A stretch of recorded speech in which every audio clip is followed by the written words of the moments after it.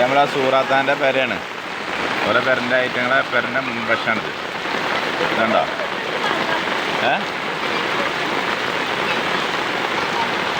വേണ്ട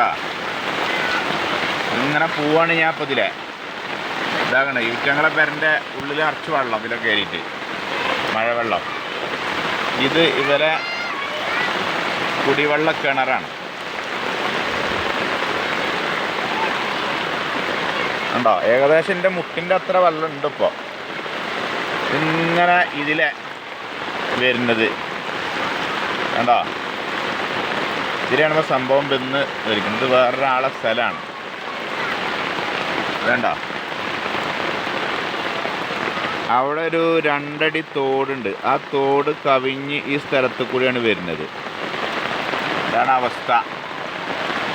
പഞ്ചായത്തുമായി ബന്ധപ്പെട്ട് വിഷയങ്ങളൊക്കെ മുമ്പ് പറഞ്ഞതാണ്. ഇങ്ങനെയൊരു തീരുമാനം കാര്യങ്ങളൊന്നും ഇതുവരെ ഉണ്ടായിട്ടില്ല. ഇത് ഭയങ്കര ഒരു പ്രശ്നം തന്നെയാണ്.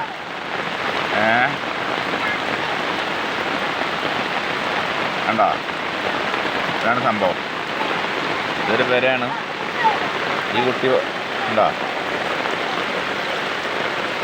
ഇതവരെ അകത്തേക്ക് വരുന്ന വെള്ളമാണിത്.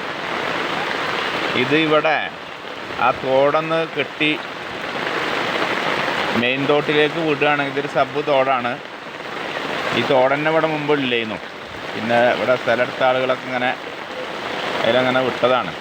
ഏതായാലും അതൊന്നൊരു അതിൻ്റെ ഒരു മട്ടത്തിലാക്കി ഇതിൻ്റെ ഔദ്യോഗിക തോട്ടിലേക്ക് ഈ സബ് തോടിനെ വിടുകയാണെങ്കിൽ ഈ പഞ്ചായത്ത് ചെയ്തു തന്ന ഈ 10 അടി കോൺക്രീറ്റ് റോഡ് നാശുദുശാവില്ല. ഇവിടുത്തെ കിണറുകൾ മലിനമാവില്ല. വീടിൻ്റെ ഉള്ളിലേക്കൊക്കെ ഉണ്ടോ? ഈ വീടിൻ്റെ മുറ്റത്തൊക്കെ നിറച്ചുള്ള സ്റ്റെപ്പിൻ്റെ അടുത്ത് തന്നെ 2 സ്റ്റെപ്പിനും കഴിഞ്ഞാൽ അവരകത്തേക്ക് വരും. അപ്പം ഇനി ഒരു വെള്ളപ്പൊക്കവും കാര്യങ്ങളൊക്കെ ഉണ്ടാവും. ഇതാ സൂറാത്താൻ്റെ പേരാണ് ഇതവസ്ഥ. അപ്പോൾ ഇതിനൊരു നടപടി ഉണ്ടാവുമോ എന്നുള്ളത് അറിയില്ല. വോട്ടും കാര്യങ്ങളൊക്കെ ചോദിച്ചാൽ എല്ലാവരും ഉണ്ടാവും. ഇങ്ങനത്തെ ദുരിതങ്ങൾ അനുഭവിക്കുമ്പോൾ ഇതിനൊരു പരിഹാരം കാണാൻ ആരും ഉണ്ടാവില്ല. ഏതായാലും നല്ലൊരു തീരുമാനം ഉണ്ടാകുമെന്ന പ്രതീക്ഷയോടുകൂടിയാണ് ഈ വീഡിയോ എടുത്തത്. ഇൻഷാ അല്ലാഹ്.